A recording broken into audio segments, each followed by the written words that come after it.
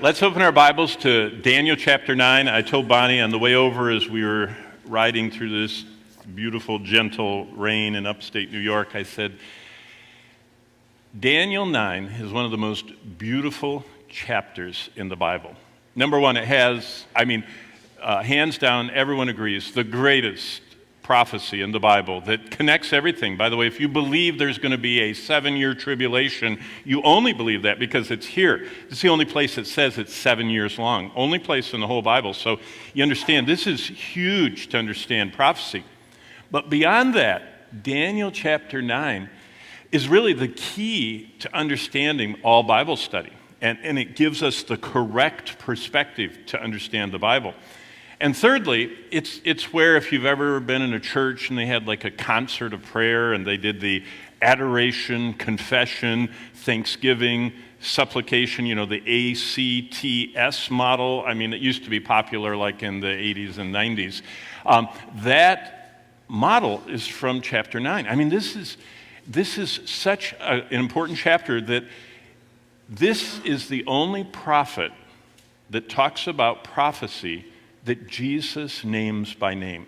Daniel. And it's just, it's astounding. And it's this chapter Jesus refers to. So this must have been one of Jesus's favorite chapters too. So what we're going to see is Jesus said in Matthew 24 and verse 15, if we were doing Matthew 24, that a temple is going to be operating in the city of Jerusalem at the start of the tribulation. Do you know how the tribulation starts? The Antichrist makes a deal. Antichrist, we kind of think of him as against Christ. He's really not as much against Christ as in place of Christ. He's the Jesus everybody always wanted. Who wants the real Jesus? He talks about sin and hell and everything about the holiness of God, not the Antichrist. He's the Jesus everybody's comfortable with. Whatever you want to do, you can do it as long as you worship him. And he's going to be tied to everything people want to worship anyway if you study the book of Daniel. He's the Antichrist is the god of forces. It says he's a man, he has no desire for women. What do you call that? That's very popular nowadays. That's called homosexuality. He is an ecology person, a god of forces, a Mother Earth lover and all that, and he is into the new liberated sexuality, pansexuality or whatever, and he's going to be able to solve everything. He's going to solve the ecology issue. He's going to solve the financial, the food insecurity. He solves everything. He's the Jesus everybody wanted. Not that one that bothered everybody and died, but the one that does everything we need, briefly. And once he rises, he's just ruthless. He's kind of like a combination of Stalin, who purged, millions in Russia, and Mao Zedong that killed, 50 million, and Hitler. And you just put all those together in the most winsome personality you could think of. I don't know who you think is most winsome. Let's see, some maybe movie star or maybe, I guess currently it's the star of Yellowstone. He is the most popular show. So maybe Kevin Costner. I don't know, but you know what I mean. Just think of the most winsome person and put into them the skill to solve all of Earth's problems. And they become the Jesus everybody wanted.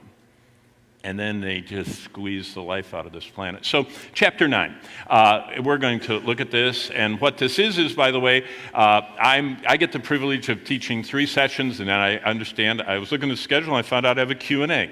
I didn't even see that. That's going to be fun. I think I've set it at 6 a.m. tomorrow, so none of you would be here. No, I'm teasing. It's whenever it is. But I get to teach 3 times, and everyone asks me, and I'll solve for you why I'm not here on Thursday. Thursday is the gathering of the board of directors of Word of Life, where all the separate boards, the Bible Institute board and everything else all meets in pieces, but the whole board meets all day Thursday from 7:30 a.m. to 2 something in the afternoon, so I won't be here. But we're looking at 3 sessions that I teach as Bonnie and I go around the world, and I teach the 52 greatest chapters in the Bible. You're learning 3 of them. Yesterday we looked at Ezekiel 36, 37, 38, and 39. And I'm so glad I don't have to be in a hurry today. Isn't that a blessing? It'll help you. They told me that they're going to flash on the screen when my 45 minutes are up in little increments. So I'm preparing to slow down and stop. So I haven't seen a thing yet, so I must still be at 45 minutes, but it's going, there's some kind of counter right down here for your benefit so you don't miss lunch. But that address right there, I just want to tell you about that. A wonderful foundation in, thank you, 39 minutes, 33 seconds. You are so quick back there. There's a foundation, a Christian business, one of the largest privately owned Christian businesses in America, have godly Christian founders, and I got to be a part of discipling their executive committee, and they said, we love the study you did with us so much, we're going to pay for you to put it on the internet. And I said, wow, what a blessing. And so they are codifying, putting in order everything I've ever taught as courses with the video, with the slides, and with everything I say in a study guide, and it's all free and it's right there. They just call it Discover the Book Ministry Academy. That's what the little A is, Academy. They said, your stuff is just too hard to figure out what's next. And they said, we want it in order. I said, great. And so they're slowly coming out, and this course was the first one, the 52 greatest chapters. So all of you that are going like this with your phones, and you go, oh, he changed it too quick, and I didn't get it. They're already online for you, and you can do a screenshot and sit at home eating popcorn and not be stressed. So